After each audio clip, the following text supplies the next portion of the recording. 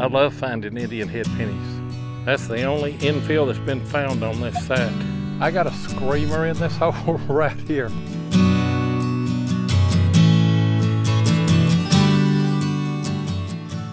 Well, it's raining today and I can't use my GPX, and you can see all of the site here behind me. And there's a spot right up here on top that I haven't mowed yet. So I brought the Equinox in right here, and I got a bullet right here. Let's look at it. I'm just right along the edge here. It's been mowed right up to this right here. I'm gonna have to bring my mower in, and not much right here, just a little bit. But you see that bullet right there?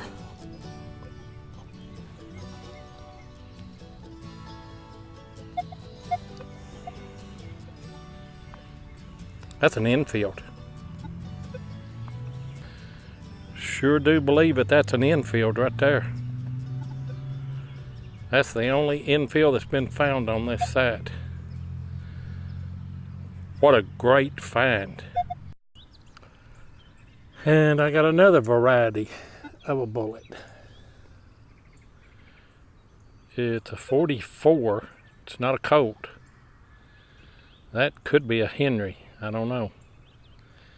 I'll have to get that in. It's period, but I'll have to get that in and check it out and see.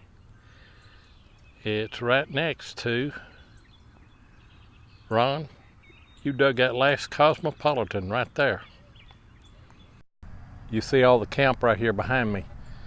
And I found those flags right there was, I don't know, about a week ago, I guess. I found the B nickel and an Indian head and a wheat, and I'm just up. I'm in a lot of iron right here, and so I brought the Equinox, hunting right here with the Equinox. So, and I've got a cow in here. Let's look at it. I got a wheat scent right here. I don't have a date on it, but there's Lincoln, and there's 1 cent that you can see. I'll see if I can get a date. If I can't, I'll leave it on this clip. I wish it had been an Indian, but I'll take a wheat. I don't know what went on right here, but I got another Cohen right here in the hole. Let's look at it. I hadn't got this one out yet. Hadn't done anything to it. Come on, baby, be an Indian.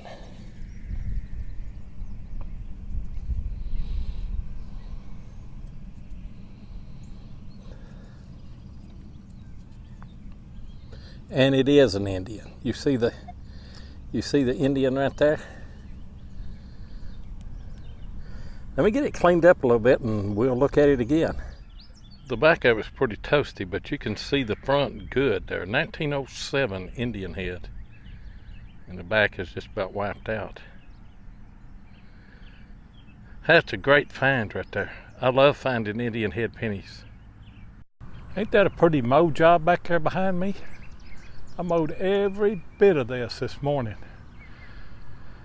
And I've got another bullet right here. Let's look at it. There it is. It's a little 36. It came out of that hole right there.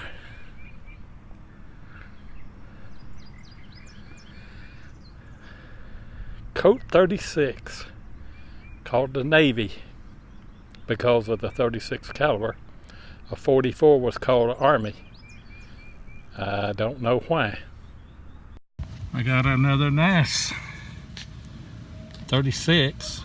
It's a round ball, just over from where I found the Colt. I got a screamer in this hole right here. Check it out.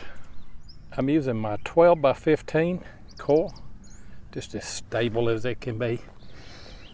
And I haven't seen this one yet, but I know it's a bullet. Look at there, 58. Great little find right there. I love it. I just keep working my way down this hill right here. You can see most of those flags, I guess. And I'm still finding bullets. I've got another 36 right here in this hole. That's one of those, not a Colt I don't think, but one of the teardrop type. It's not a true teardrop, but you see how it slopes off back here without a shoulder at the bottom. That is a 36 pistol bullet from the American Civil War. This makes 3 or 4 of these 44 caliber round balls. You can see where they've been rammed in right there. They're brown, but if you scratch on them there, that white patina comes out. Interesting. Not too deep on this one here, but that's a common find on Civil War camp. It's a Poncho grommet.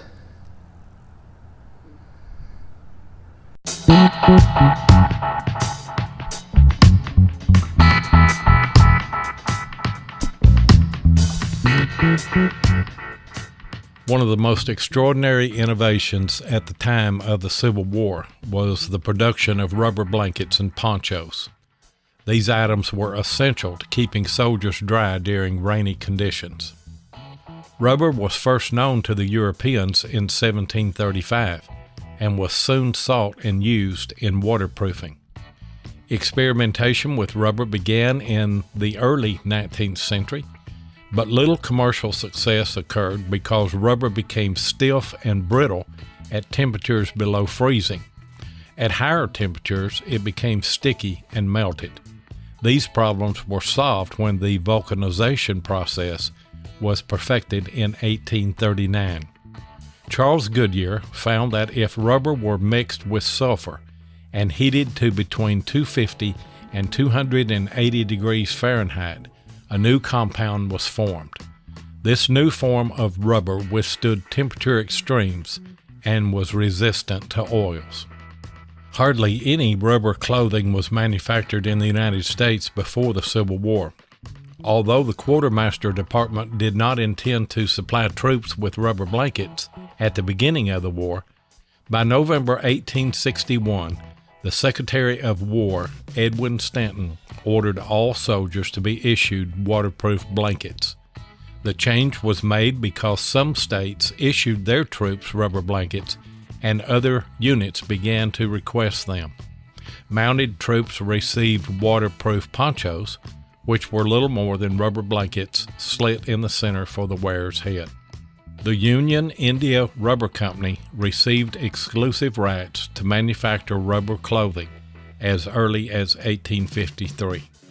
The 1865 Quartermaster's Manual noted the following specifications: waterproof blankets for infantry and ponchos for cavalry were to be made of a good, strong material coated with vulcanized India rubber. The ponchos were to be 71 inches long and 60 inches wide. The brass grommets were to be placed an equal distance, not exceeding 14 inches. The waterproof blankets for infantry was to be 46 inches wide and 71 inches long, without the slit for the head, but having the grommets arrangement the same as for the poncho. And you might not know that rubber blankets or ponchos were more than just clothing to keep soldiers dry. Rubber blankets were often painted with checkerboards and other game surfaces and used by soldiers to pass idle time during camp life. To be a small bullet, this baby here was deep, and I was getting a good smooth tone on this. Check it out, it's another variety.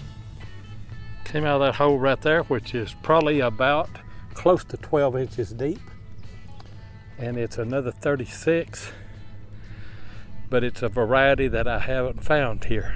I don't know what variety that is. Sweet little bullet. Oh, that hole right there. I've got another 36.